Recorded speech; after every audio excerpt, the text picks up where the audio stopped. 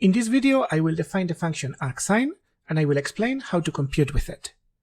Some books, and most calculators, refer to this function as sine inverse. I prefer not to do that. Arcsin is not the inverse function of sine. It is a bit more subtle. This is the graph of sine. As you know, the domain is all the reals, and the range is the interval from -1 to 1. However, this is not a one-to-one function. For example, sine of 0 equals sine of pi. Two different inputs produce the same output.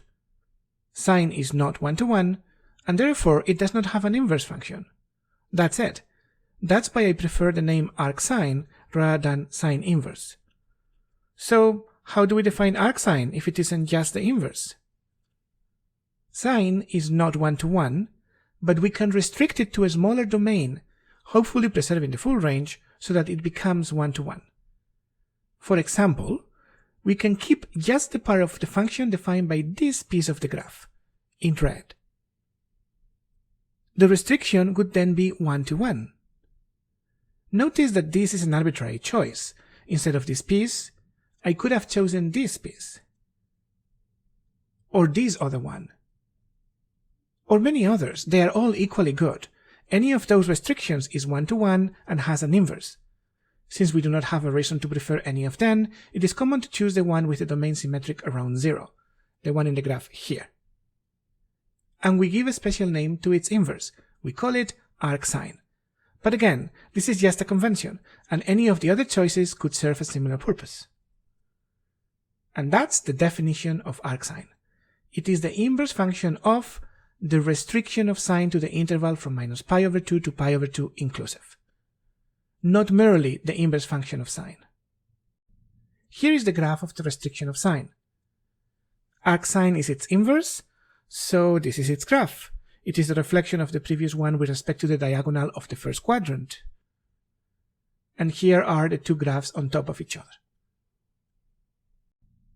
The domain of the restriction of sine is -pi/2 to pi/2, which becomes the range of arcsine. And the range of sine is -1 to 1, which becomes the domain of arcsine. Here is a second way to state the same thing, that the two functions are inverses of each other. X equals arcsine y is equivalent to y equals sine x, as long as x and y are in the right intervals. X, the argument of sine, must be between -pi/2 and pi/2, and y, the argument of arcsine, must be between -1 and 1. This statement contains all the information you could ever need about arcsine. Any property of arcsine will follow from this definition, as long as you know the sine function well. For example, what is arcsine of 1/2? By definition, if I call arcsine of 1/2 t, this means that sine of t is 1/2, and that t must be between -pi/2 and pi/2. Now use your knowledge of trigonometry. Draw a picture if needed. There are many angles with sine 1/2, but only one in this region, pi/6. And that's the answer. Here is yet a third equivalent way to write this definition.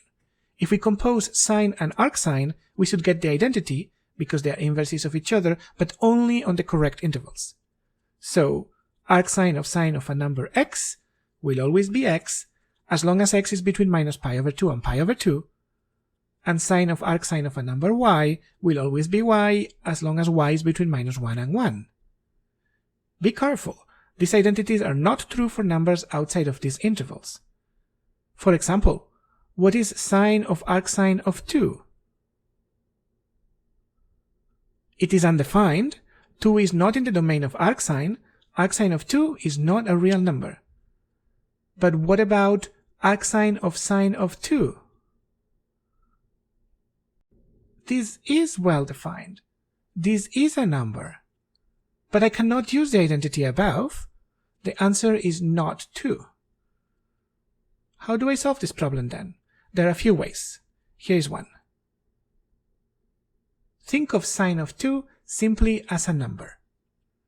We know that, by definition, arcsine of a number equals t is equivalent to asking that sine of t equals that number with the extra requirement that t must be between minus pi over 2 and pi over 2. That's all. So I have reduced this to a trigonometric question. I am trying to find a number t between pi over 2 and minus pi over 2, which has the same sign as 2.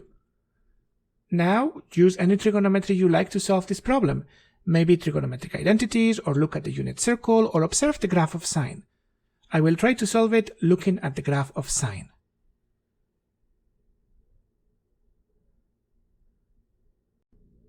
Here in red is a sketch of the graph of y equals sine of x.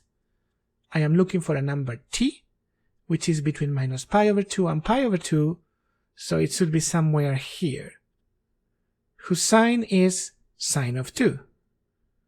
Let's find sine of 2 in the graph. 2 is somewhere between pi over 2 and pi. Perhaps 2 is here. And then sine of 2 is this y value. The value t I am looking for must be between minus pi over 2 and pi over 2 and have the same sign as sine of 2. That means it must be exactly here. That's it. Can we write an equation for t?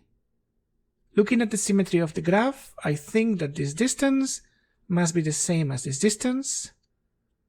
The first distance is pi over 2 minus t.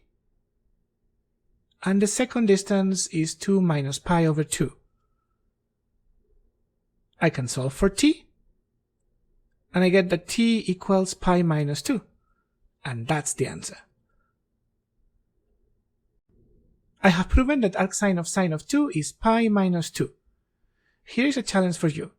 What is arcsine of sine of 6? This is a very good exercise to test whether you have understood the definition of arcsine. I will give you a hint. The answer is neither 6 nor pi minus 6.